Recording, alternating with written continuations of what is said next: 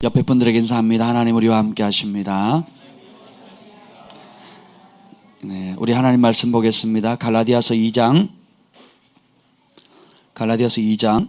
18절부터 3장 9절까지 말씀입니다. 갈라디아서 2장 18절부터 3장 9절까지 우리 한 절씩 교독하겠습니다. 만일 내가 헐었던 것을 다시 세우면 내가 나를 범법한 자로 만드는 것이라. 내가 율법으로 말미암아 율법에 대하여 죽었나니 이는 하나님에 대하여 살려 함이라. 내가 그리스도와 함께 십자가에 못 박혔나니 그런즉 이제 내가 사는 것이 아니요 오직 내 안에 그리스도께서 사시는 것이라. 이제 내가 육체 가운데 사는 것은 나를 사랑하사 나를 위하여 자기 자신을 버리신 하나님의 아들을 믿는 믿음 안에서 사는 것이라. 내가 하나님의 은혜를 패하지 아니하노니 만일 의롭게 되는 것이 율법으로 말미암으면 그리스도께서 헛되이 죽으셨느니라. 어리석도다 갈라디아 사람들아, 예수 그리스도께서 십자가에 못 박히신 것이 너희 눈앞에 밝히 보이거늘 누가 너희를 꾀더냐. 내가 너희에게서 다만 이것을 알려 하노니 너희가 성령을 받은 것이 율법의 행위로냐 혹은 듣고 믿음으로냐. 너희가 이같이 어리석으냐. 성령으로 시작하였다가 이제는 육체로 마치겠느냐. 너희가 이같이 많은 괴로움을 헛되이 받았느냐. 과연 헛되냐. 너희에게 성령을 주시고 너희 가운데서 능력으로 행하시는 이의 일이 율법의 행위에서냐 혹은 듣고 믿음에서냐. 아브라함이 하나님을 믿음에 그것을 그에게 의로 정하셨다 함과 같으니라. 그런즉 믿음으로 말미암은 자들은 아브라함의 자손인 줄 알지어다. 또 하나님이 이방을 믿음으로 말미암아 의로 정하실 것을 성경이 미리 알고 먼저 아브라함에게 복음을 전하되 모든 이방인이 너로 말미암아 복을 받으리라 하였느니라. 다 같이요. 그러므로 믿음으로 말미암은 자는 믿음이 있는 아브라함과 함께 복을 받느니라. 아멘. 할렐루야. 오늘 또 다가올 신부의 세대의 주력이 될 삐리리를 축복합니다. 삐리리 나와주세요. 모르시는군요. 다가올 신부의 세대의 주력이 될 정진태를 축복합니다. 오, 진태야 얼른 나와라. 키가 더 큰 것 같죠? 우리 진태가 다가올 신부의 세대의 주력이 돼야 돼요. 부가적이 되면 안 돼요. 주력이 돼야 돼요. 축복합니다. 기도하겠습니다. 주님 감사합니다. 우리에게 이렇게 진태와 또 많은 다음 세대의 소중한 자녀들을 주심을 감사합니다. 이 자녀들이 정말 나는 죽고 예수님만 살아서 열방의 축복이 되게 하시고 다가올 신부들의 세대를 일으키는 신랑의 친구들이 다 되게 하여 주시옵소서. 주님 오늘 이 시간에도 성령님 우리를 사로잡아 주시고 주님 친히 말씀해 주옵소서. 예수님의 이름으로 기도합니다. 아멘. 할렐루야. 우리 예수님을 믿는 사람들의 최고의 특권이자 또 신비 중에 신비가 뭔지 아십니까? 그것은 바로 예수님이 여러분 안에 산다는 거예요. 따라서 예수님이 내 안에 사십니다. 예수님이 내 안에 사신다는 것만큼 놀라운 특권은 없어요. 이것은 구약에서 상상도 못할 일이고요. 그리고 사람의 지혜로 사람의 계산으로 도저히 할 수 없는 하나님께서 우리를 사랑하셔서 주신 최고의 선물입니다. 다른 그 어떤 것보다 우리가 보다 넓은 집에 있으면 좋겠고 좋은 차 타면 좋겠고 또 안정된 직장을 가져서 적정한 샐러리를 받으면서 평안한 삶을 사는 것도 참 좋지만 그 어떤 것보다 큰 축복은 예수님이 내 안에 사신다라는 겁니다. 이것을 보면 하나님이 우리를 얼마나 사랑하는지에 대한 정점, 최고봉이 바로 예수님이 내 안에 사시기로 예수님 하나님이 영으로 친히 나와 하나 되어서 살기로 결정했다는 이 사실만큼 신비로운 것이 없습니다. 최고의 선물을 받았으면 그걸 어떻게 다뤄야 되겠어요? 최고의 선물로 다뤄야 되겠죠.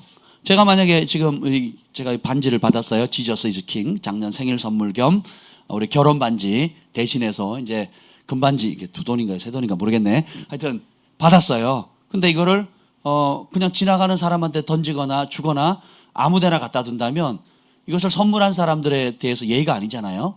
그죠? 제가 가진 시계가 이제 밴쿠버에 있을 때 저를 가장 가까이 지내고 많이 사랑해줬던 존경하는 박래성 목사님이라고 계셔요. 그분이 선물해 주신 거예요. 이거를 몇 년 전에 한국에 들어오셨다가 그래서 제가 감동이 돼서 이렇게 몇 번 누굴 주려고 했어요. 그래서 제가 김 목사님께 여보 나 이거 누구 줬으면 좋겠는데 어떻게 생각하냐 그랬더니 뭐라 그런지 아세요? 안 돼요 그러는 거예요. 왜 안 되냐 그랬더니 이거 박래성 목사님은 우리의 부부에게 굉장히 중요한 분이고 그분이 가지고 있는 소중한 것을 우리에게 준 것이기 때문에 이걸 볼 때마다 기도해야 되고 그분을 기억해야 되고 또 그분의 사랑을 기념해야 되기 때문에 절대로 안 된다는 거예요. 혹 누구 준다 그러면 날 달래요.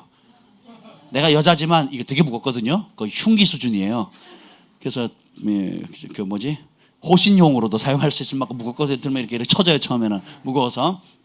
네, 본인 달래는 거예요. 왜냐하면 우리 김 목사님에게나 저에게나 이분은 너무너무 소중한 분이기 때문에 소중하게 간직하고 싶다라는 거죠. 그렇죠?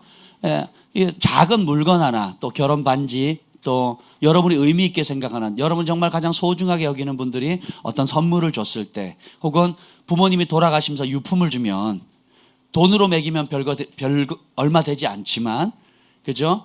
부모님이 마지막으로 남긴 유품이기 때문에 굉장히 소중하게 여기잖아요.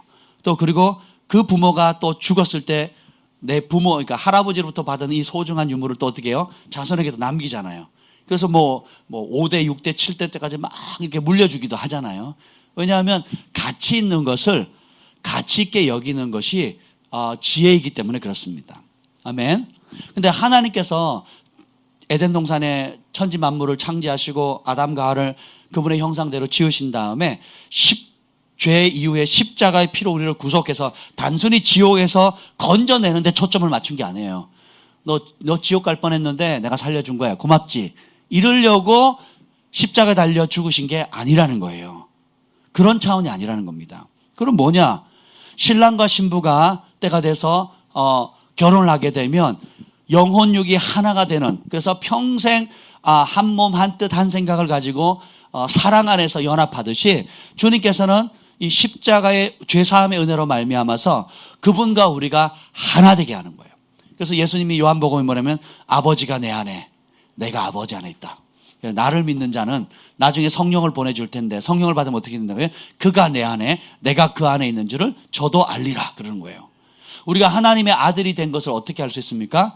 그의 보내신 성령으로 말미암아 안다 그런 거예요. 그래서 예수님이 내 안에 사신다는 것은 졸도할 일이에요. 그렇구나. 이 설교 한 100번은 더 들은 것 같은데 내가 읽어봤는데 이게 뭐예요? 아는데 누리지를 못하는 거예요. 안다고 생각하는데 실제로 알지 못하는 거예요. 그럼 뭐냐? 그냥 그런 게 있구나. 신비하다, 좋다 그러고 넘어가 버리는 거예요. 누리지를 못하는 겁니다. 누가 마음껏 쓸 수 있는 법인카드를 저한테 주셨어요. 여행을 갈 때, 미국에 여행을 한 2주 정도 가는데 제가 아산에 있는 어느 목사님이 그러는 거예요. 목사님, 제가 현금이 없어서요, 법인카드 드릴 테니까 그거를 쓰라는 거예요. 그래서 근데 제가 미안해가지고 하나도 안 썼잖아요. 그리고 빚지고 왔어요. 왜냐면 뭘 사긴 사야 되고 먹긴 먹어야 되잖아요. 그래서 하나도 안 쓰고 왔어요. 그래서 목사님 마음만 받겠습니다. 왜냐면 그 목사님 형편하니까 마음만 받겠습니다 하고 딱 돌려드렸더니 왜 그러셨냐고. 이게 내게 아니고 우리 형님 건데. 우리 형님이 내가 가끔 외국 나가면 마음껏 쓰라고 주는 거래요. 그래서 목사님 가 동안에 그냥 아침 식사라도 꼭 드시라고 그래서 드린 건데 왜 안 쓰셨냐고. 돈으로 받을 수도 없잖아요, 그거를. 그렇잖아요? 그러니까 우리 농담에 그런 말, 줘도 못 먹나 이런 말 있잖아요. 그렇잖아요. 그러니까 법인카드 2주간 공짜로 마음껏 쓸 수 있는데도 제가 못 썼어요. 미안해서. 누구 잘못이에요? 준 사람 잘못이에요? 안 쓴 내가 잘못이에요? 예수님이 우리 안에 들어와서 하나 되기로 결정하셨어요. 그리고 이미 들어와 계셔요.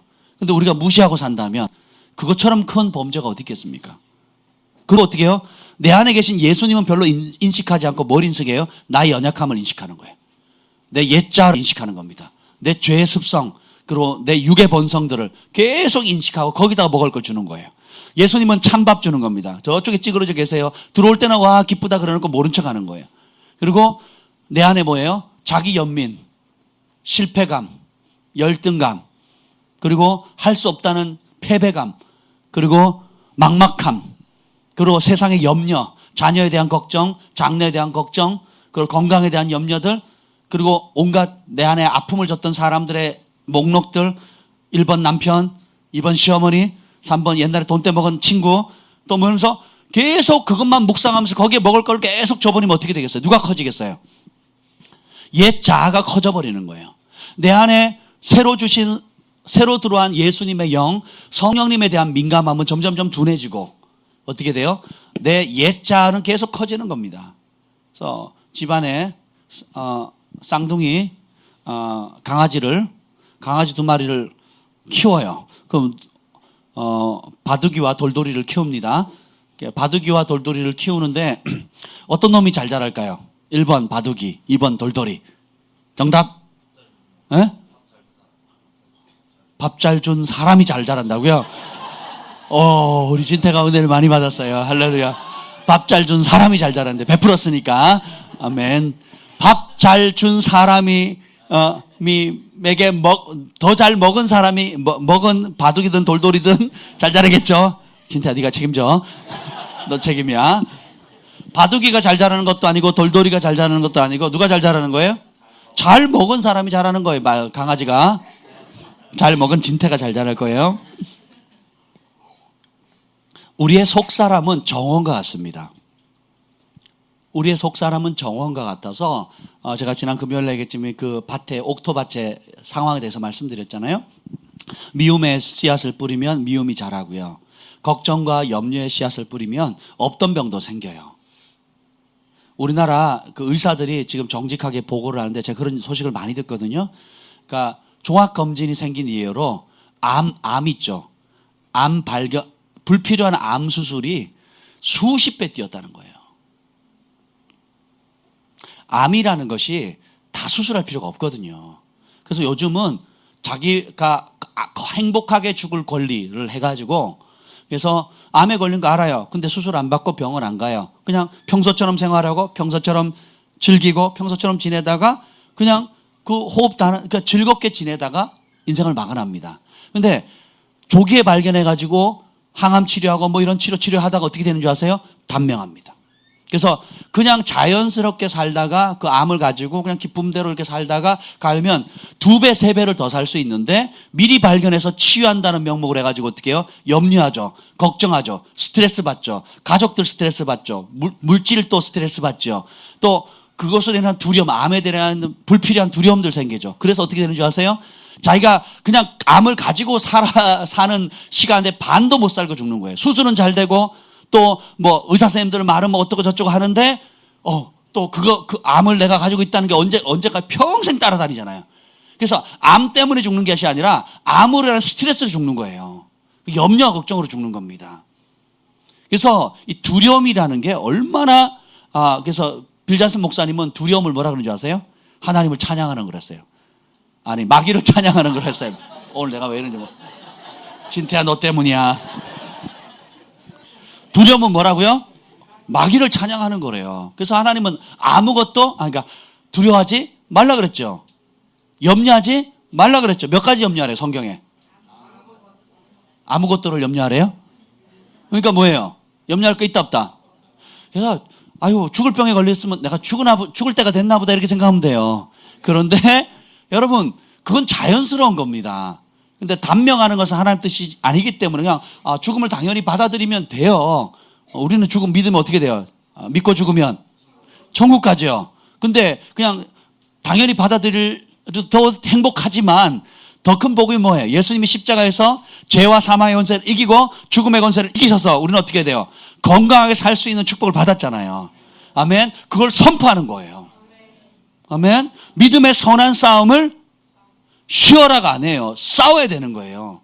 어떻게 되겠지, 저절로 되겠지가 아니라 믿음의 선한 싸움을 싸우라 그랬지 염려와 두려움에 사로잡히라고 말하는 게 아니에요. 이해가 되세요? 제일 불필요한 시술 중에 하나가 뭔지 아세요? 이 갑상선. 또 이게 갑상선 수술이잖아요. 의사들은 돈 벌려고 하는 거예요. 돈 벌려고. 물론 수술해야 될 것도 있지만 안 해야 될 게 더 많아요. 근데 안 할 수술도 초기에 발견한 줄 운인 줄 복된 줄 알라고 잘된 줄 알라고 그리고 수술해버려요. 그러면 우리 몸이 하나님 완벽하게 만들어서 여러분 제왕절개를 한다든지 몸에 칼을 대서 이렇게 미세한 핏줄들을 끊는 순간에요 흐름이 망가지는 거예요. 우리 몸은 하나님께서 완벽하게 스스로 재생할 수 있도록 만들었어요. 그거는 한의학자들이 다 얘기하는 겁니다. 그래서 스스로 자생하고 회복할 수 있는 능력을 주셨고, 이번에 데이브 브라이언 목사님이 그 얘기했잖아요. 줄기세포 말고 뭐라 줄기세포는 회복할 수 있는 거라고 그랬잖아요. 안 배우셨어요? 그 줄기세포가 하는 일이 뭐냐면 상하면 그걸 회복시켜버리는 거예요. 그리고 생식세포라고 있는데 이거는 더 강력한 세포라, 그러니까 우리 몸 안에 줄기세포, 생식세포가 있는데 그게 뭐냐면 죄로 인한 저주가 있기 전에는 이 줄기세포와 생식세포가 이제 과학자들이 그걸 발견한 거죠. 그래서 뭐냐면 심지어는 그것을 하게 되면 우리 온몸이 완전히 건강하게 살 수 있는 세포를 이미 가지고 있다는 거예요. 우리의 뇌도 평생 3% 5%도 안 쓰잖아요. 그죠? 3% 5%밖에 안 쓰는데 이 정도 똑똑하면, 그죠? 50%만 쓰면 어떻게 되겠습니까? 심지어 그걸 영화로도 만들었잖아요. 뇌의 기능을 다 쓰는 사람이 어떤 일을 하는가. 그렇잖아요. 근데 하나님이 우리를 그렇게 만드셨다는 것을 과학자들이 이제 발견하고 있는 거예요. 줄기세포니 생식세포니 하면서 이제 발견한 거거든요. 우리 몸이 자체적으로 하나님의 법 안에 있을 때 얼마나 건강하게 되어지는지, 얼마나 빨리 회복되어지는지를 과학자는 이제 발견해가지고 막 그걸 가지고 유전자 조합을 하고 막 그러잖아요. 그렇죠? 근데 하나님 원래 그렇게 만들었는데, 이게 과학자들이 없는 새로운 걸 발견한 게 아니잖아요. 우주에서 무슨 새로운 생물체를 끌어온 게 아니잖아요. 어디서 발견한 거예요? 우리 몸 안에서 발견한 거예요. 여러분 안에 다 있는 거예요. 진태같이 튼튼한 몸에만 있는 것이 아니라, 우리 진환이같이 야리야리한 애들한테도 다 똑같이 있단 말이에요. 믿으십니까? 이처럼 우리 안에 이미 있는데 그걸 안 쓰는 거예요. 그 중에 주된 한의학자들이 얘기하는 게 뭐냐면 과식 때문에 그렇대. 과식. 90년대 이후에 모든 병들은 많이 먹어 생긴 병이거든요. 그래서 90년대 이전에는 보약을 많이 먹었잖아요. 저도 어릴 때 보약 먹었거든요. 보약 많이 해요. 왜냐면 그때는 보릿고개 시대고 못 먹었으니까. 그래서 무조건 보충해주는 약이 보약이에요. 그럼 사약은 빼준다는 거거든요. 근데 90년대 이후는 너무 많이 먹어가지고 빼줘야 돼요. 그래서 막 온갖 차들이 인기예요. 차, 커피 막 이런 게 인기 나왔잖아요. 처음에 커피 나왔을 때 이런 쓴 걸 왜 먹냐고 국민들이 다 거부했거든요. 지금 보세요. 전국에 막 커피숍이 뭐 우죽순 일을 하잖아요. 왜요? 우리가 너무 많이 먹어서 몸이 서양화돼 가는 거예요.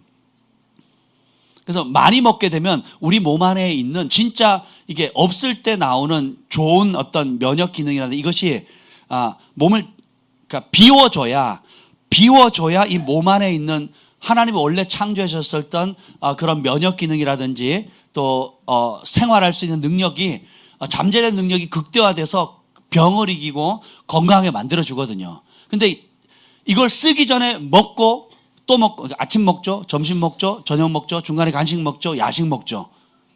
그죠? 이제 그리고도 또 몸에 좋다는 것도 이것저것 먹잖아요. 그리고 살쪘다 그리고 또 뺀다고 또 무슨 차 마시고, 빼기 위해서 마셔요. 빼기 위해서는 안 굶어야 되는데 뭘 살 뺀다고 먹어요. 이 말이 돼요? 그러니까 우리 몸 안에 원래 가지고 있던 이 자체적으로 회복하고 자체적으로 방어하고 자체적으로 순환시킬 수 있는 기능을 쓸 기회가 없다는 거예요. 한의학자 얘기들이에요. 한의학자. 그러니까 어떻게 돼요? 자꾸 우리 몸이 반응을 하려고 할 때 약을 먹는 거예요. 그러니까 몸이 그 기능을 안 써도 되나 보다. 왜? 약이 들어오니까. 항생제 넣죠. 약 먹죠. 조금만 아프면 응급실 가죠. 그러니까 온몸이 약덩어리예요. 그래서 제 몸은 썩지 않습니다. 워낙 방부제를 많이 넣어가지고 MSG도 많이 먹었죠. 그리고 항생제도 많이 맞았죠. 그렇지 않습니까? 그러니까 우리 몸이 어떻게 제 기능을 못하는 거예요. 그게 자꾸 당뇨 환자들 어떻습니까? 평생 약 먹어야 되거든요. 당뇨가 평생 약 먹어야 되는 거예요. 그래서 현대인의 에이즈라 그래요. 당뇨를. 현대인의 에이즈가 후천성 면역 결핍증이잖아요. 면역 기능을 점점 떨어뜨리는 거예요. 당뇨도 마찬가지입니다. 그 약을 먹으면 낫게 하는 게 아니고 뭐예요? 그러니까 더 이상 몸이 망가지지 않을 정도의 밸런스만 맞춰주는 거예요. 그래서 그 약 안 먹으면 합병증 생겨서 죽잖아요. 당뇨로 죽는 게 아니고. 에이즈도 에이즈 때문에 죽는 것이 아니라 다른 몸의 연약한 부분을 들고 와서 죽는 거예요. 그렇죠? 똑같습니다. 내가 그리스도와 함께 십자가에 죽어야 되는데 죽으면 누가 살아요? 내 안에. 예수님이 살잖아요. 스미스 위글스워스 목사님이 이런 얘기를 했습니다. 육이 정지한 시점에 영이 살아납니다. 육이 죽지 않으면 영이 살지 않는다는 거예요. 우리는 둘 다 통치를 받을 수가 없어요. 강한 자가 약한 자를 다스리게 돼 있죠. 우리 안에 속사람에도 육의 속성이든 영의 속성이든 둘 중에 하나가 다스리게 돼 있어요. 그러면 육의 속성의 지배를 잘 받는 사람은 금식을 잘 하기가 어려워하고 혈기를 잘 부리고 그리고 말씀 듣는 게 어렵고 예배하는 게 어렵고 교회 오는 게 어려워요. 그리고 사랑하는 게 어렵고 참는 게 어렵고요. 그리고 성령의 여러 가지 열매들을 맺기가 어렵습니다. 왜냐하면 육에 민감하니까. 그런 사람의 특징은 염려가 많고요. 걱정 많이 하고 혈기등등하고 그리고 교만하고 자랑하기 쉽고 그리고 자기 의가 강해요. 자기 나름대로 선이 강하고 그래서 하나님의 말씀보다 내 생각이 더 뛰어나다라고 그렇게 행동을 합니다. 말은 어떻게 하는지 상관없어요. 그렇게 행동을 한다는 거예요. 이 육이 강한 사람들은 기쁨이 없습니다. 그래서 반대로 이 육이 죽은 사람들은 어떻게 돼요? 영의 사람이 살거든요. 영의 사람이 강하니까 어떻게 해요? 하나님의 세미한 음성을 들어요. 그 마음이 옥토와 같이 부드럽습니다. 그리고 늘 겸손한 마음을 가지고 있고 하나님을 들을 귀가 있어요. 듣고자 하는 진리에 대한 갈망함이 있고 영적인 이야기에 대한 소망함이 있고 영적 권위자들이나 주변 사람들의 하나님 말씀을 전할 때 그걸 받아들이고자 하는 부드러운 마음이 있어요. 그리고 성령께서 주시는 감동과 책망을 쉽게 분간합니다. 그래서 그런 부분에 민감하게 될 때에 육을 따라 살 때는 육의 열매를 맺고 영을 따라 살 때는 영의 열매를 맺어요. 잡초를 심으면 뭐가 나겠어요? 가시와 엉겅퀴를 심으면 사과나무를 심으면 똑같습니다. 우리 안에 성령을 따라 영의 속성, 하나님 말씀을 심으면 그 말씀을 심은 그대로의 속성이 드러나게 되어 있어요. 감사를 심으면 감사가 나는 거예요. 겸손을 심으면 겸손의 열매를 맺게 되는 거고요. 기쁨을 심으면 기쁨의 열매를 맺게 되는 것입니다. 반대로 불평을 심으면 불평이 나게 되고요. 그죠? 비판을 심게 되면 그 비판의 열매들을 맺게 되는 것입니다. 근데 우리 안에 놀라운 신비가 뭐냐면 내 안에 그리스도께서 살아계신다. 그리고 따라합시다. 내 안에 나는 더 이상 살지 않는다. 이게 바울이 발견한 비밀이에요. 이게 바울이 발견한 비밀입니다. 헤이, 그럼 바울 얘기지. 나하고 뭔 상관이에요. 이게 바울이 발견한 엄청난 비밀이죠. 부부싸움 왜 하죠? 부부싸움 왜 합니까? 우리 집은 안 하는데요. 뭐 이런 분도 있는데 그렇죠. 여기 뒤에 두 가정은 안 하시는 가정 우리 제2국의 선교사님 가정과 부부싸움 안 하시죠? 네. 왜 얼굴이 빨개지신지 모르겠는데 아이들한테 물어보면 알아요. 엄마 아빠 안 싸우지? 아니 미안해라. 아유, 나 안 싸우는 줄 알았다 야. 근데 엄마랑 아빠랑 싸우는 얘기들을 보면 결혼하기 전이나 결혼한 후나 똑같아요. 결혼하기 전에 데이트할 때 삐지잖아요. 뭐 해봤어야지. 데이트할 때 삐지잖아요. 뭐 때문에? 응? 문 안 열어줬다고. 딴 여자 쳐다봤다고. 생일날 제일 먼저 문자 연락 안 했다고. 아주 그냥 가히 말도 안 되는 그런 걸로 삐지잖아요. 그러셨나 봐요. 공감이 많이 가시죠? 근데 결혼하면 똑같아요. 치약을 앞에서 짜냐 뒤에서 짜냐.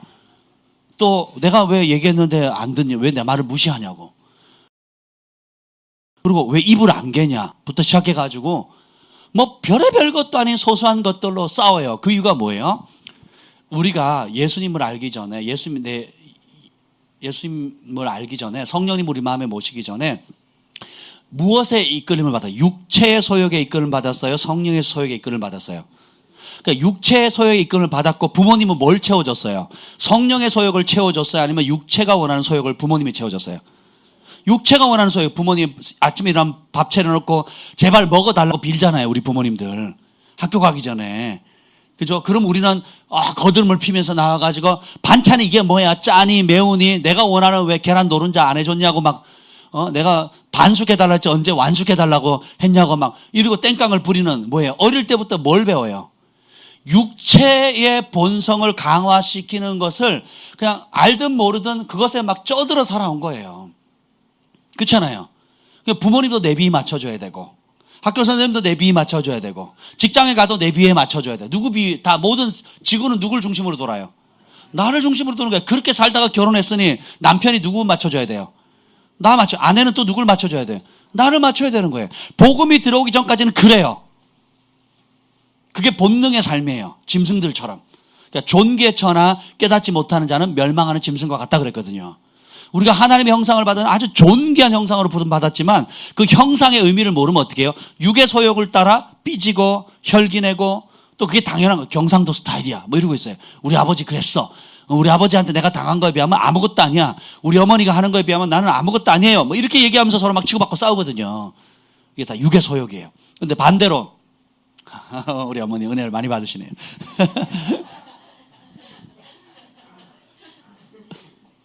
근데 예수님을 믿고 거듭나는 순간에 뭐가 들어와요? 성령님이 들어와서 내 육의 소욕을 밀어내는 거예요. 빛과 어둠이 공존할 수 없지요. 없는 것처럼 밀어내는데 문제는 그리스도인이 된 다음에 처음에는 그 은혜를 받고 회개하고 용서하고 사랑하는 삶을 선택하는데 시간이 지나면서 다시 어떻게 해요? 이 사단이 육의 소욕을 틈타서 계속 유혹하죠. 옛날처럼 혈기 부르게 하고 옛날처럼 꼬장 부리게 하고 또 옛날처럼 잠수 타게 하고 옛날처럼 나 중심으로 계속 끌어가려고 해요. 불평하게 하려고 원망하게 하려고 탓하려고 하고 계속 이렇게 끌어가려고 합니다. 그때가 중요해요. 그때 여러분이 선택해야 됩니다. 어디다 먹이를 줄 거냐? 영의 사람에게 먹을 것을 줄 거냐? 아니면 육의 소욕에 육의 사람에게 먹을 것을 줄 거냐? 그것은 여러분이 선택인데 그것을 두자로 믿음이라고 하는 겁니다. 오늘 본문 말씀 읽어보죠.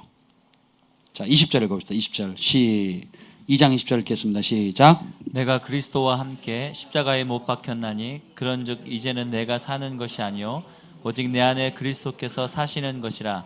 이제 내가 육체 가운데 사는 것은 나를 사랑하사 나를 위하여 자기 자신을 버리신 하나님의 아들을 믿는 믿음 안에서 사는 것이라. 이제 내가 육체 가운데 사는 이유가 뭐라고요? 하나님의 아들을 믿는 그 하나님의 아들이 어디 계세요 지금?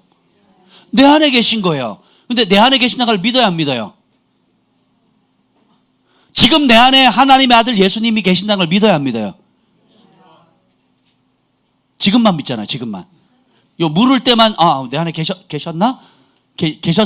계셨어야만 돼. 뭐 이렇게. 그죠? 계시면 좋겠어. 그죠? 계신 건 맞나? 어디 계시지? 우리가 내 안에 우리가 바울이 뭐예요? 나를 사랑하사 자기 몸 버리신 예수 위에 산 것이란 찬양을 부르면서 뭐라 그래요? 나를 사랑하사 나를 위해 자신을 버리신 하나님의 아들을 믿는 믿음 안에 산다 그랬잖아요. 언제? 육체를 입고 있을 동안에. 우리 육신을 입고 있는데 영으로 우리 안에 들어와 계신 예수님이 내 안에 계시다는 그 사실을 믿는 믿음으로 사는 거래요. 근데 대부분 하루 종일 이걸 인식 안 하고 살아요. 지금 이 순간 제가 얘기할 때도 그런가? 그렇지? 라고만 해도 대단한 사람이에요. 근데 우리는 뭐예요? 내 안에 만왕의 왕 만주의 주이신 예수님이 살아계시다는 것을 거의 인식하지 않고 하루에 대부분 시간을 보냅니다. 그러니까 인식을 못하니까 뭐예요? 걱정하죠. 내 건강 걱정, 자녀 걱정, 그리고 돈 벌 걱정, 생활의 염려, 이생의 자랑 하는 거죠. 내 안에 그분이 계시다는 것보다 뭐예요? 내가 지금 당장 발등에 떨어진 현실적인 문제나 건강의 문제나 자녀의 문제나 또 장래에 대한 막막함의 문제가 더 커 보이거든요. 그러니까 어떻게 해요? 주님이 하지 말라는 청개구리 짓을 하는 거예요. 아무것도 만들어서 염려해라. 쉬지 말고 걱정해라. 모든 일에 불평해라. 하는 어떻게 해요? 초자연적인 능력을 발휘하잖아요. 그렇죠? 왜? 내가 내 안에 예수님이 계시다고 믿는 믿음이 진짜 믿음이 아니라는 거예요. 믿는다고 내 안에 예수님이 계시다는 그 사실에 동의할 뿐이지, 진짜 믿으면 집중하죠. 그리고 그 믿는 그대로 행동하게 되잖아요. 그러면 자기를 묵상할 시간이 있어요, 없어요? 성경에 자기를 묵상하거라, 자기를 주야로 묵상하라, 뭐 이런 말씀 나와요? 오히려 뭐라고 해요? 하나님의 말씀을 주야로 하나님의 말씀이 뭔데요? 내 안에 누가 계시대요? 예수님 계시대요. 내 안에 계신 예수님만 온종일 묵상해도 어떤 변화가 있겠어요? 걱정하겠어요? 염려하겠습니까? 두려워하겠어요?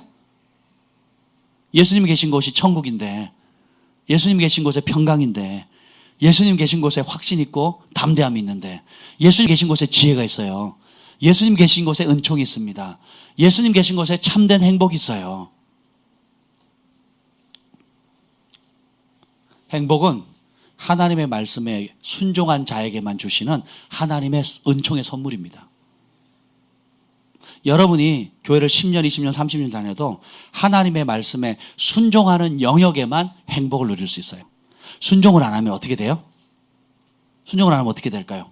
교회를 50년, 100년을 다녀도 여러분 교회 안에서 불행해집니다. 교회 안에서 지옥을 맛보는 거예요. 그리고 교회는 다니지만 직분은 받았지만 부부관계는 여전히 지옥이고, 자녀들은 여전히 하나님의 법 밖에 벗어나서 어려움을 줄 수밖에 없다는 거예요. 근데 반대로 여러분이 상황과 환경 폭풍을 치고 어찌할 바를 모른다 할지라도 내 안에 계신 예수님을 정말 환경보다 더 크게 인식할 수만 있다면 그때부터는 어떻게 해요? 여러분 천국을 누리는 거예요. 제가 정말 믿음의 영웅들, 또 드러난 사람, 감춰져 있는 사람들, 또 우리 글로벌 파이어 교회 안에 식구들 이렇게 볼 때에 폭풍 가운데 있는 사람이 가장 큰 기쁨과 평강을 누려요. 신비입니다, 신비. 오히려 남들이 볼 때는 별로 걱정할 거 없고, 남들이 볼 때는 그냥 잘 지낼 만하다 하는 사람들이 염려와 걱정과 어려움들이 많아요. 오히려 질병과의 싸움, 재정적인 어려움, 관계의 어려움, 가정의 어려움, 정말 남들에게 말로 다 표현할 수 없는 어려움 가운데 있는에도 불구하고 오히려 편안한 상황에 있는 사람보다 몇 배나 더 큰 놀라운 기쁨과 평강을 누릴 뿐 아니라 초자연적인 삶의 간증거리가 날마다 일어나는 것을 봅니다. 왜 그럴까요? 왜 그럴까요? 나훔 1장 7절에 보면 여호와는 선하시며 환난 날의 산성이시라. 그는 자기에게 피하는 자들을 아시느니라. 환난 날에 산성되어 주시고 방패되어 주시고, 그 환난 때 하나님은 이스라엘 백성처럼 원망하고 저주하고 지도자를 원망하고 튕겨져 나가고 애굽으로 돌아가자라고 말하는 대부분의 사람들의 그런 세상의 조류를 거부하고 어떻게 해요? 오히려 그런 환난과 역경 가운데 누구에게? 여호와께로 달려가는 거예요. 하나님을 나의 피난처로 삼고 그분을 향해 달려갑니다. 바짝 무릎 꿇고. 뒤로 자빠지지 않는다 그랬죠. 우리 그리스도인들은 어떻게 해요? 앞으로, 예수님의 발치 앞으로 꼬꾸라져야 되는 거예요. 그 앞에서 통곡하고, 그 앞에서 찬송하고, 그 앞에서 기뻐하고, 그 앞에서 주님을 신뢰하는 겁니다. 그럼 어떻게 해요? 주님께서 자기에게 피하는 자를 알아주신대요. 그걸 두 자로 은총이라는 거예요. 그래서 하나님께서 다니엘을 큰 은총을 받은 자라 그랬거든요. 요셉에게도 큰 은총을 받았다 그랬거든요. 세례 요한과 예수님에게, 사람과 하나님에게 은총을 입었더라 그랬단 말이에요. 그래서 전심으로 하나님을 의지하는 자가 받는 축복이 하나님만이 줄 수 있는 은총이에요. 직장에서도 은총이 임하고, 학교에서도 은총이 임하고, 그리고 가정에서도 은총이 임하고, 만남의 관계 영역에서도 은총이 임한다라는 것입니다.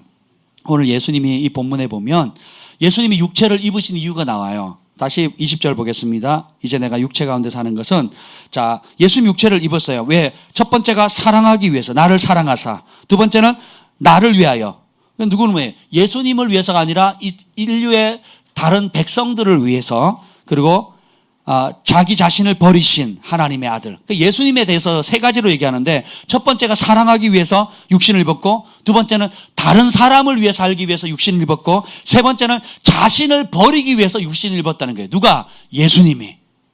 그 예수님을 나도 똑같이 믿는다.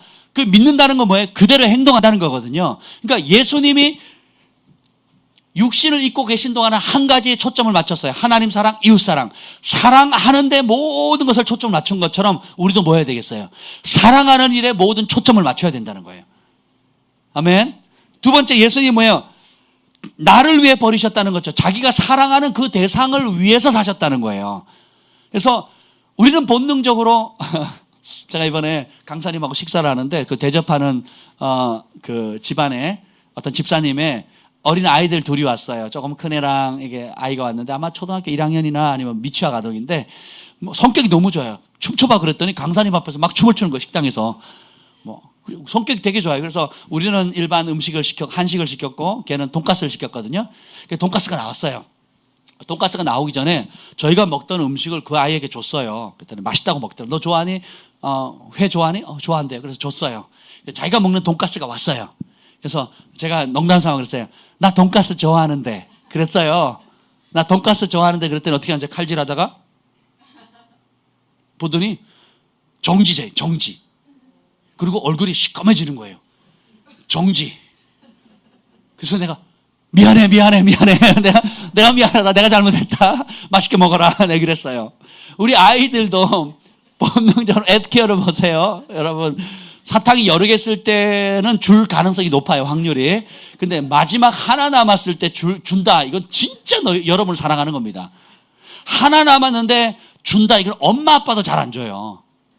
하나 남았을 때. 그러니까 적어도 2개 있으면 딴 사람 안 줘도 엄마나 아빠는 줄 수 있어요. 하나 남으면 안 줘요. 왜요? 본능적으로 주려고 하거든요. 아이들은 살기 위해서 주려는 이 본능이 있거든요. 다시 말씀드립니다. 존귀에 처하나 깨닫지 못하는 자는 멸망하는 짐승과 같다거든요. 본능은 그렇지만 존귀한 부르심을 받은 우리가 하나님의 말씀과 우리의 부르심을 참된 전체성을 깨닫게 되면 더 이상 본능을 따라 살지 않고 어떻게 돼요? 섬기는 삶, 나누는 삶, 베푸는 삶. 그래서 어머니가 된다는 것, 아버지가 된다는 게 결국은 뭐예요? 자기를 위해 살지 않는 삶이잖아요. 그렇잖아요. 여러분 누가 해주는 밥 먹고 싶어서요? 내가 해서 남을 맨날 하루 세끼를 먹이고 싶어요. 해주는 밥 먹으면 좋잖아요. 그렇잖아요. 해주는 밥 먹으면 좋잖아요. 근데 성수 간다. 그리고 하나님의 형상을 닮아간다는 게 결국 뭐예요? 예수님도 사랑하기 위해 육신을 입으셨고 두 번째는 자기를 위해서가 아니라 다른 사람을 위해서 섬기는 겁니다. 저희 교회도 여기 있는 물건들 하나하나가 여러분 한 사람 한 사람의 헌신과 사랑이 담겨져 있는 거예요. 그렇잖아요. 제가 들고 있는 마이크 제가 돈 주고 산 게 아니에요. 여러분 지금 밟고 있는 카페트 돈 주고 산 게 아닙니다. 여러분이 지금 쓰고 있는 밥봉기, 심지어는 뭐죠? 식탁 테이블, 또 냉장고, 또 뭐 에어컨, 뭐 스피커, 이런 모든 이런 거 있잖아요. 이런 것들이 교회 재정으로 산 게 많지 않아요. 대부분 뭐냐? 하나님을 사랑하고 하나님의 백성을 사랑하는 사람들이 자기의 믿음과 형편과 상황과 성령의 감동을 따라서 자원해서 심는 거거든요. 그래서 하나님의 나라는 그렇게 세워져 가는 겁니다. 제가 어릴 때는 그렇게 생각했어요. 하나님 능력 많고 부자시니까 그냥 쿨하게 대지 만평에 10층짜리 건물에 교육관 따로 지어져 있고 또 아이들 놀 수 있는 그 장소와 센터와 기숙사까지 해서 그냥 한 큐에 주시면 어떻겠냐고. 아멘. 쿨하잖아요, 우리. 쿨하게 우리 뭐 질질 끌 필요도 없이 그냥 한 방에. 하나님 나는 그렇게 움직이지 않는다는 거예요. 오살리 최자실 목사님 그 기도원에 가도 그렇고요. 또 대한수도원에 가보면요. 그 수도원 원장님이 전진 원장님이거든요. 아마 소천하셨나 모르겠네요. 살아계셨는지 모르겠는데 그분이 사진이 있어요. 손으로 일일이 그 담벼락을 쌓을 때도 손으로 직접 그 할머니가 손으로 다 옮겼고요. 그리고 꽃도 그 정원을 가꾸는 꽃도 일일이 하나하나 옮겨 심은 거예요. 그리고 보면 건물이 특이한 게 돌로 많이 지었어요. 그 이유가 뭐냐? 지금은 돌을 주고 사오려면 천문학적인 돈이 듭니다. 콘크리트가 싸거든요. 근데 돌로 그걸 사서 넣으려면 천문학적인 돈이 드는데 그 당시에는 재료가 없으니까 어떻게 해요? 산에 있는 돌을 가져오는 거예요. 캐 가지고 갖다 박는 겁니다. 그렇게 해서 벽을 만든 거예요. 결국 뭐예요? 그래서 이 땅에 주님을, 하나님을 사랑하고 하나님을 백성을 사랑하고 주님의 몸된 교회를 사랑해서 피땀 흘려 수고한 그 땀방울 하나하나, 흘린 눈물 하나하나가 하늘의 보석처럼 쌓인다라는 거예요. 그래서 이 땅에서만 할 수 있는 몇 가지가 있는데 그 중에 하나가 뭐냐? 그리스도를 위해서 고난받는 것, 영혼을 구원하기 위해서 전도하는 것, 그 영혼을 살리기 위해서 예수님 때문에 희생하고 고난받는 것은 이 땅에서밖에 못해요. 천국 가면 눈물 흘릴 일이 없어요. 그죠? 이 땅에서 복음을 위해서 눈물 흘리는 겁니다.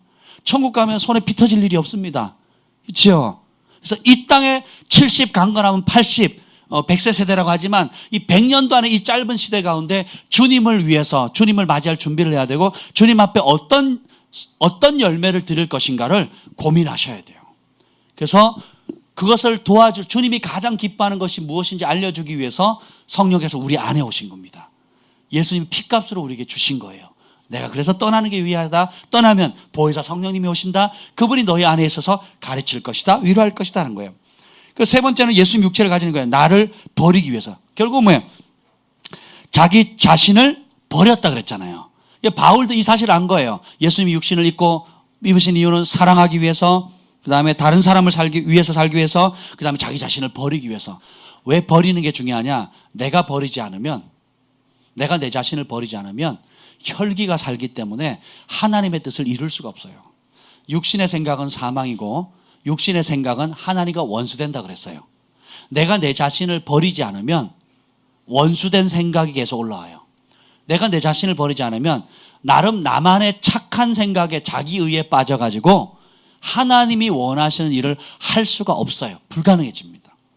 육으로는 영의 것을 담을 수가 없는 겁니다. 그래서 여러분, 기도하는 게 어려워진다? 그럼 영적으로 이제 육이 강해졌다는 거예요. 금식하는 게 어려워진다? 그럼 육이 강해졌다는 겁니다. 그리고 예배하는 게 어려워졌다? 그럼 육이 강해지는 겁니다. 반대로 내가 자원해서 예배하고 싶고, 자원해서 헌신하고 싶고, 자원해서 감사하고 싶고, 또 자원해서 금식하고 싶고, 더 갈망하고 싶고, 더 사랑하고 싶고, 더 하나님을 사랑하는 사람들과 함께 교제하고 싶고, 함께 기도하고 싶고, 어려운 사람 돕고 싶고 하면 뭐예요? 내 영이 계속 살아가고 있다는 거예요. 살아있다는 증거라는 겁니다. 오늘 이 말씀에 보면 예수님이 그러한 것 같이 우리도 이제는 사랑하기 위해서 육신을 입고 있는 거예요. 그래서 내가 육신을 입고 있는 한은 무조건 뭐 한다고요? 사랑한다는 거예요. 그래서 사랑으로 알려주셔야 됩니다. 아, 박사랑이 생각하면 사랑이 많은 아이지, 이렇게 떠올라야 돼요. 예? 현빈 그러면 사랑이 넘치는 현빈이 같은 현빈이지. 수준이 안 맞아서. 아멘. 사랑하기 위해서 살아야 되고, 두 번째는 그리스도께서 내 안에 살면 나를 위해 살지 않고 다른 사람을 위해 산다는 거예요. 저는 그런 면에서 목회자가 된 게 큰 복인 것 같아요. 왜냐하면 혼자 있어도 하나님과 대면하죠. 기도할 수 있는 거 좋죠. 한 사람을 만나든 100사람을 만나든 1000명을 만나든 다른 사람에게 주님에 대한 무언가를 나눌 수 있고, 교제할 수 있고, 축복할 수 있고, 기도할 수 있고, 진리를 나눌 수 있는, 그러니까 교회 안에서만 사역하는 게 아니라 그냥 존재 자체가 사역인 거예요. 커피숍에 가도 사역이고요, 감옥에 가도 사역이에요. 그리고 공을 차도요, 그 시간이 사역 시간인 거예요. 그렇지 않습니까? 여러분도 마찬가지예요. 사실은 여러분이 가장 많이 시간 보내는 그곳에서 내 안에 계신 예수님을 얼마나 인식하느냐에 따라서 그 능력이 흘러가게 돼 있어요. 오늘 여기 보면, 근데 이 믿음을 작동할 수 있는 내 안에 계신 예수님의 영을 작동할 수 있는 열쇠가 믿음인데요. 한번 보겠습니다. 3절 읽어봅시다. 3장 2절 3절 읽겠습니다. 3장 2절 3절 시작. 내가 너희에게서 다만 이것을 알려 하노니 너희가 성령을 받은 것이 율법의 행위로냐 혹은 듣고 믿음으로냐. 너희가 이같이 어리석으냐. 성령으로 시작하였다가 이제는 육체로 마치겠느냐. 자, 일단 성령을 받는 게 율법의 행위가 아니라 그랬죠. 뭐예요? 예수님의 하나님 아들을 믿는 믿음으로, 회개하고 믿으면 성령이 들어온다 그랬죠. 그래서 그러면 회개하고 믿었더니 성령이 들어왔고, 우리의 모든 이제 행동의 출발점 뭐예요? 성령으로 시작하는 거예요. 그리고 성령으로 행동하고 성령으로 마무리 짓는 거예요. 이게 바울이 받았던 최고의 비밀인 겁니다. 신비 중에 신비예요. 그분이 우리 안에 들어와서 우리와 하나가 되는 거예요. 아버지와 예수님이 하나 되셨듯이 이제 예수님이 우리와 하나 될 수 있는 그 놀라운 특권을 주셨다는 거죠. 근데 문제는 뭐냐? 이 갈라디아 교회 문제는 뭐냐? 성령으로 시작은 잘했는데 자꾸 육체 소유에 이끌려서 성령으로 시작했다가 이제는 육체로 마무리 짓는다는 거예요. 다시 말하면 마라톤을 뛰었는데 처음에는 1등으로 달리다가 뒤에는 중간에 포기했다는 거예요. 새끼로 빠졌다는 거예요. 직장을 시작했다가 2달도 안 돼가지고 내가 열심히 하겠다 그러다 포기하고 그런 거 똑같죠. 그죠? 결혼을 했다가 아유 이 여자가 아닌 개벽 이 남자가 아닌 개벽 그리고 한 2달 만에 끝내는 거하고 똑같습니다. 그러니까 화려하게 출발은 했지만 끝이 육체로 마무리하면 안 하니만 못하잖아요. 그렇죠? 그래서 이 성령으로 시작했다 육체로 마치도록 하는 게 사단의 유혹이에요. 사단의 공격입니다. 그래서 우리는 성령으로 시작했으면 뭘로 마무리 지어야 돼요? 성령으로 마무리 지어야 돼요. 근데 우리 안에 끊임없이 감정이나 상황이나 환경을 통해서 원수마귀가 흔들지요. 그죠? 그럴 때일수록 우리는 어떻게 됩니까? 기회입니다. 흔들릴 때가 기회예요.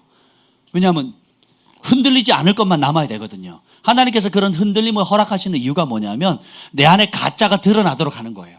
내 안에 찌꺼기가 드러나도록 하는 겁니다.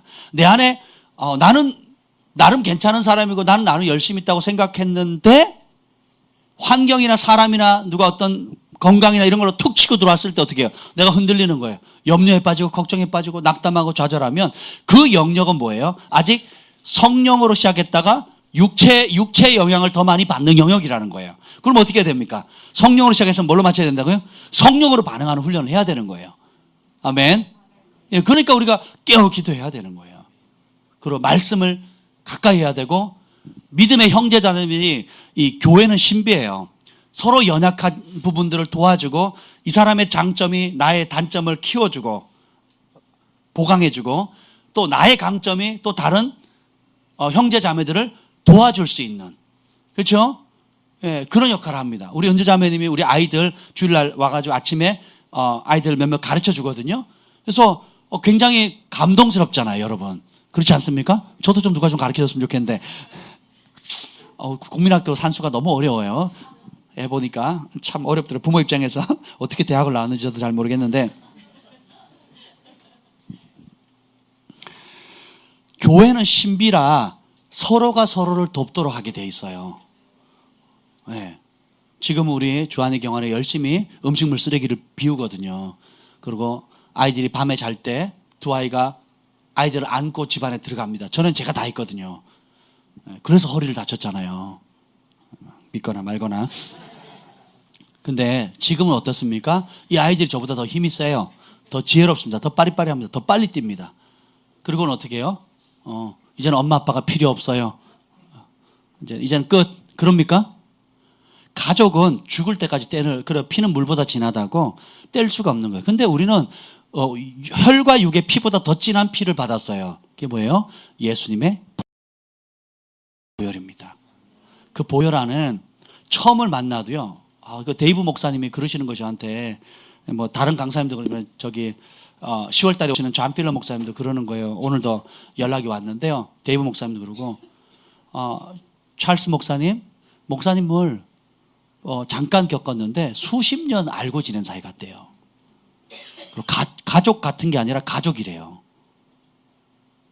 이게 혈과 육보다 더 진한 예수님의 보혈의 능력입니다. 피값으로 그리스도 안에 한 형제 자매가 되었기 때문에 한 번을 만나고 일주일밖에 안 만났는데도 어떻게 돼요? 가족들보다 더 끈끈한 관계가 되는 겁니다. 이게 복음의 능력이에요. 성령을 받은 사람은 영과 영이 통하는 거예요. 그러니까 같은 하나님의 영을 받으니까 사랑의 영, 겸손의 영, 또 온유함의 영, 그리고 서로를 배려하는 그런 영을 받았으니까 어떻게 해요? 교통하니까 어떻게 해요? 한 번을 만나도 10년, 20년, 30년을 만난 것 같고 친형보다 더 가깝게 지내는 겁니다. 제가요 어제 누구랑 얘기하다가 문득 이런 말을 했어요. 나는 우리 부모님 1년에 서너 번도 못 만나는데 우리 교회 식구들은 매주 보잖아요. 적어도 2번, 3번은 보잖아요. 저 제 친동생 1년에 2번, 3번 못 봅니다. 친동생인데 1년에 2, 3번을 못 봐요. 근데 우리 교회 성도들 더 자주 봅니다. 거의 매주 보니까. 그렇잖아요. 일주일에 2번만 만나도 1년이면 몇 번이에요? 100번을 넘게 만나잖아요. 우리 그런 사이예요. 그러다가 월요일이나 목요일 기도 모임도 있죠. 수련회도 있죠. 또 뭐 양육도 있죠. 뭐 만나면 우리 친부모 형제보다도 더 가까이 지내는 거예요. 그래서 예수님께서 막 사역에 분주하실 때 그 어머니와 동생들이 왔어요. 그래서 보고 싶어 한다 그러니까 예수님이 갑자기 제자들을 향해서 쑥 둘러보더니 누가 내 어머니고 내 형제고 자매냐? 누가 내 가족이냐? 이렇게 묻잖아요. 그랬더니 제자들이 벙찌죠. 친부모님 지금 밖에 와 있는데. 그래서 예수님이 하나님의 말씀을 듣고 순종하는 자들이 내 어머니요, 내 형제요, 자매니라. 하나님 말씀에 순종하는 사람이 가족이에요. 여러분 이걸 빨리 깨우치셔야 돼요. 이걸 못 깨우치죠. 그럼 전통과 관습에 묶여가지고요. 혈과 육의 그 바운더리를 못 벗어납니다. 특히 지방으로 갈수록 이게 엄청 강해요. 군산 가면요. 목사님 말씀 맞는데요. 저는 우리 가족 따를래요 하고 교회가 나가요. 사람들이. 목사님 말씀 맞는데요. 하면서 어떻게 해요? 일가 친척들이 똘똘 뭉쳐가지고 당회에 반대해요. 그 성경 말씀 맞아요. 맞는데 우리는 그게 싫다는 거야. 왜? 우리 가족이 누가 싫어한다는 거지. 그러니까 누가 힘을 실어줘야 돼요? 가족이 힘을 실어줘야 되는 거예요. 근데 이게 너무 그냥 막 박혀 있어요. 특정한 교회가 그런 게 아니라 이 지방색이 강할수록 그게 굉장히 강하거든요. 근데 우리는 하나님의 가족으로 부름받았어요. 육신의 가족이 아니라 육신의 가족도 놀라운 축복이지만 그 육신의 가족을 뛰어넘어야 돼요. 그래서 영적인 가족으로서 어떻게 돼요? 우리의 정체성을 발견해야 되는 겁니다. 그러면 여러분이 굉장히 삶의 시간이나 또 여러 가지 물질이나 또 남은 인생을 대상하는 이 지혜가 완전히 달라집니다. 어떻게 살아야 될지, 어디에 더 시간을 많이 보내야 될지, 무엇을 위해 살아야 될지, 어떻게 물질을 배분해야 될지 지혜가 완전히 달라지는 거예요. 그래서 주님이 물질을 쓰는 우선순위를 얘기했는데 벌써 어려운 사람이 아니에요. 믿는 자들 중에 어려운 형제들을 먼저 도우라는 거예요. 그 다음에 믿지 않는 사람들이에요. 하나님 그렇게 말씀하셨거든요.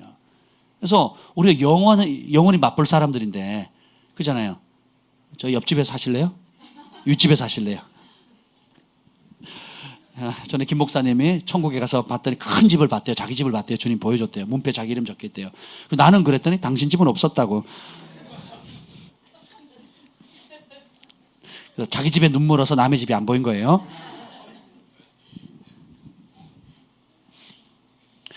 영원히 우리가 하나님의 유업을 같이 상속받을 자입니다. 오늘 여기 보면 5절에 보면 너희에게 성령을 주시고 너희 가운데서 능력을 행하시는 그분에 대해서 얘기합니다. 이것이 율법의 행위냐 듣고 믿음이냐.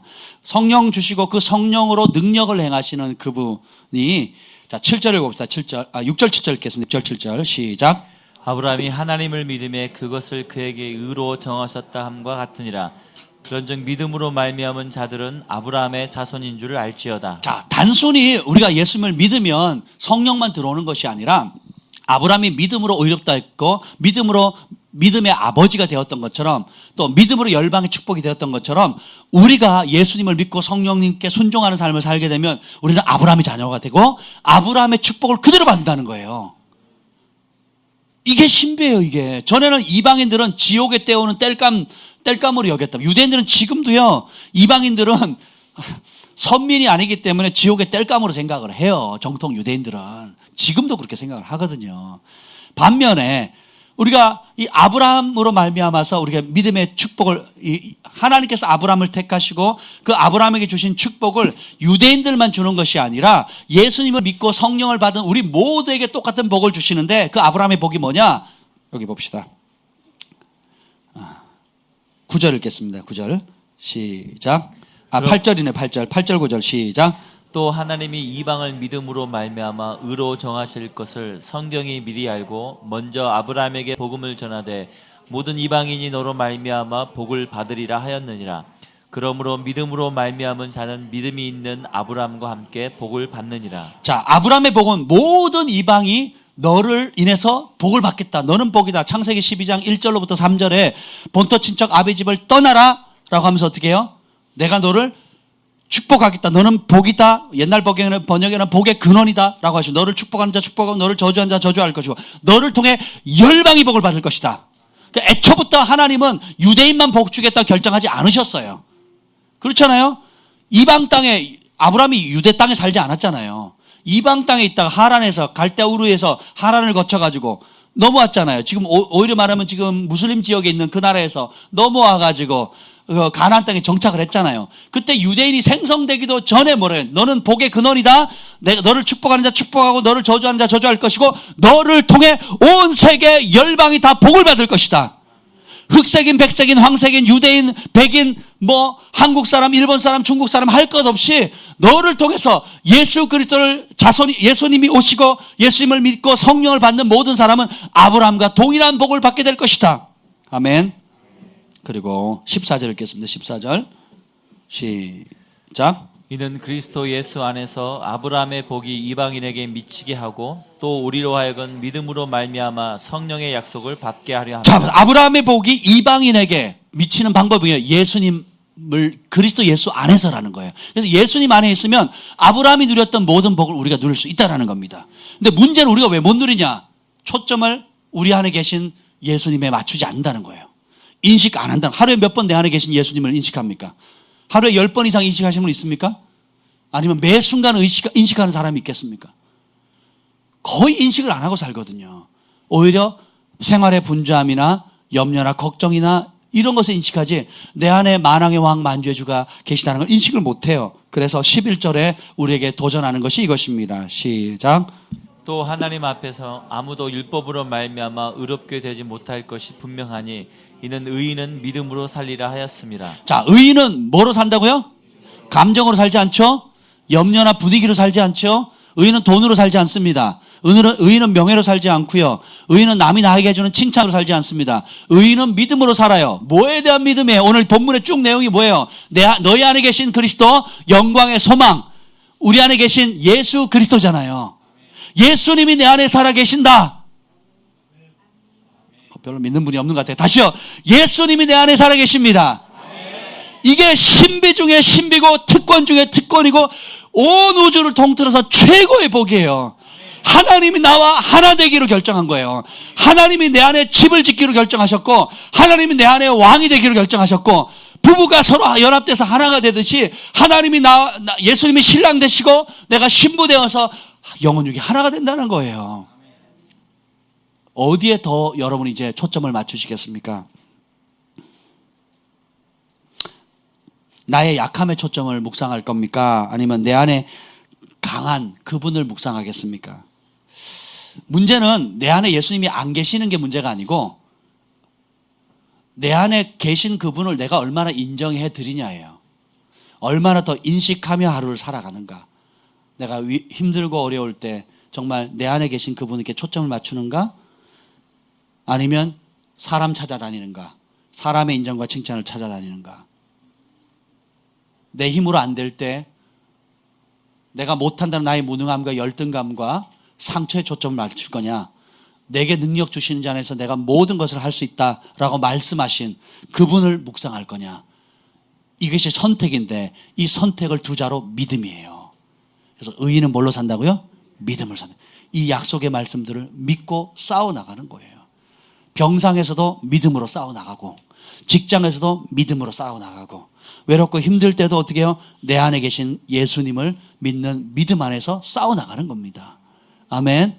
젊었을 때도 내 안에 계신 예수님께 초점을 맞추고 중년이 되었을 때도 내 안에 계신 예수님께 초점을 맞추고 노년이 되었을 때도 내 안에 계신 예수님을 초점을 맞추는 겁니다. 시몬이 초림으로 오실 예수님에 대한 정보를 어떻게 알았어요? 성령께서 알려줬잖아요. 성령이 뭐예요? 우리 안에 계신 성령님 아니십니까? 그러면 재림을 맞이할, 초림으로 오실 예수님 맞이할 유일한 방법이 시몬과 한나가 성령의 지시함을 받았잖아요. 성령의 음성을 들었잖아요. 그러면 다시 재림으로 오실 예수님 맞이할 신부로 우리가 단장이 되려면 뭐의 충만함을 받아야 되겠어요? 성령의 충만함을 받아야 되겠죠. 그래서 우리의 삶의 모든 초점을 더 이상 자기 묵상을 포기하는 겁니다. 자기 무능력을 집중하는 것을 포기하는 거예요. 그래서 자기 걸 의지하면 하나님 그 교만을 꺾거든요, 결국은. 그래서 하나님 자신의 영광을 그 어떤 피조물에게 빼앗기지 않는 분이시거든요. 그렇지만 중심에 통회하고 상함에 전적으로 주님을 의지하는 자에게는 은총을 베풀어 주십니다. 오늘 한 가지 중요한 예를 드리는데요. 이 나훔을 제가 어제 읽었어요. 나훔 나움이란 성경이 있는지 처음 들어보셨죠? 예. 나움아 박국스바냐 하케스가랴 말라, 그 나움이에요. 나움 1, 2장 3장을 읽는데 그 배경에 보면 나움이 아시리아의 수도예요. 니느웨 성이거든요. 니느웨 성에 대한 예언입니다. 요나가 니느웨 멸망할 거라 그러는데 안 했잖아요. 회개하는 바람에. 근데 회개했을 때는 괜찮았는데, 그리고 시간이 지난 다음에 니느웨가 다시 악을 행합니다. 그 니느웨 성이 어떠냐면 이래요. 높이가 30m. 그리고 이 그 벽 두께가 어떻게 되냐면 마차가 6대가 지나갈 수 있는, 성벽 두께가 마차가 6대 지나갈 수 있는 30m예요. 굉장한 건물이잖아요. 그리고 그 문 앞에, 그러니까 성곽 둘레로는 그 폭 18m의 연못이 있어요. 그러니까 물이 18m 길이로 있으니까 쉽게 들어올 수 있어요, 없어요? 오려면 다리를 놔야지만 그 물을 지나서 오잖아요. 뭐 거기다 악어를 키울 수도 있고 뭐 뱀을 키울 수도 있고 뭐 그러는데, 하여튼 그래서 철옹성 같은 것이죠. 근데 그 아시리아가 다시 이스라엘이나 고대 민족들을 막 그 핍박했거든요. 그러니까 고통과 멍해를 줬거든요. 이런 상황 속에서 하나님께서 무너지질 것 같지 않은 그 철옹성을 무너뜨리겠대요. 그러면서 약속을 주신 게 나움 1장 13절에 이제 너에게 지은 그의 멍에, 이게 니느웨의 멍에예요. 아스루의 멍에를 내가 깨뜨리고 너의 결박을 끊으리라. 하나님께서 니느웨 백성이 아시리아 백성들이 이스라엘 하나님의 백성들을 고통과 멍에로 족쇄를 맸거든요. 근데 하나님께서 뭐라고 약속하지만 그 멍에가 끊어질 것이다. 그래서 너는 자유케 될 것이다 라고 약속을 하셨거든요. 30m 높이에 마차 6대가 지나다니고 18m 폭의 연못으로 둘러싸이는 철옹성도 하나님 말씀 한마디면 무너지겠다 그랬거든요. 실제로 무너집니다. 우리 안에 동일하게 이 니느웨 성과 같은 도저히 무너질 것 같지 않고 도저히 함락될 것 같지 않고 도저히 돌파할 것 같은 내 힘과 능력으로는 안 된다는 불가능의 상황에 문제들이 있죠. 이 문제를 향해서 주님께서 예언적으로 오늘 축복의 말씀을 주시는 거예요. 나움 1장 13절로 이제 너에게 지은 그의 멍에를 내가 깨뜨리고 너의 결박을 끊으리라. 우리 안에 계신 성령님은 그 일을 행하시는 거예요. 우리 가게 흐르는 저주이든지 간에 혹은 나의 육신의 연약함이든 간에 우리 가정과 우리 자자손손 묶고 있는 것이 무엇이든 육신의 질병이든 가난의 영이든 어떤 영이든 간에 내가 너에게 지은 그의 멍에를 내가 깨뜨리고 너의 결박을 끊어주리라. 이것이 바로 우리 안에 계신 성령님이 하시는 역사예요. 이것이 예수님의 십자가의 보혈의 능력입니다. 이것을 믿느냐? 이런 능력을 행할 나의 능력을 믿느냐? 의인은 믿음으로 살리라. 이런 놀라운 일을 행할, 너희 힘으로 안 되고 너희 가족의 힘으로 부모의 힘으로도 안 되는 그 일을 그 멍에를 끊어줄 나의 능력을 믿느냐?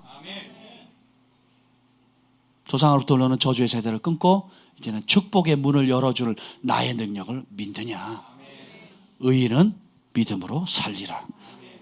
우리의 모든 시선을 이제 사로잡아서 어떻게 해요? 내가 그리스도와 함께 십자가에 달려 죽었으니 그런 적 이제는 내 안에 내가 산 것 아니요 오직 내 안에 그리스도께서 사신 것입니다. 믿으십니까? 주님 감사합니다. 이제 내가 너에게 지은 그의 멍에를 내가 깨뜨리고 너의 결박을 끊으리라. 하나님의 아들이 나타난 것은 마귀의 일을 멸하려 하심이라 그랬습니다. 그 놀라우신 예수님께서 우리의 가장 존재의 근원인 이 속사람 가운데 하나님의 영으로 임하여 주시니 감사합니다. 주님, 우리의 시선이 내 안에 계신 예수님께 두지 않았던 것을 회개합니다. 이제 내 안에 계신 그리스도를 믿는 믿음이 날마다 더 커지게 하여 주시옵소서. 내 안에 계신 예수님께 항상 24시간 종일 종야 초점을 맞추는 삶 살게 하여 주옵소서. 그 음성을 사모하게 하시옵소서. 그 음성 듣기를 즐거워하게 하시고 그 음성에 순종하는 것을 즐거워하게 하여 주시옵소서. 그래서 율법에 대해서는 죽었고 이는 하나님에 대해서 살려야 한다 그랬는데 하나님에 대해 살게 하여 주시옵소서. 하나님의 영에 대해서 민감함을 주시옵소서. 하나님의 영의 충만함을 사모하게 하여 주시옵소서. 하나님의 영과 동행하는 그 에녹의 축복을 허락하여 주시옵소서.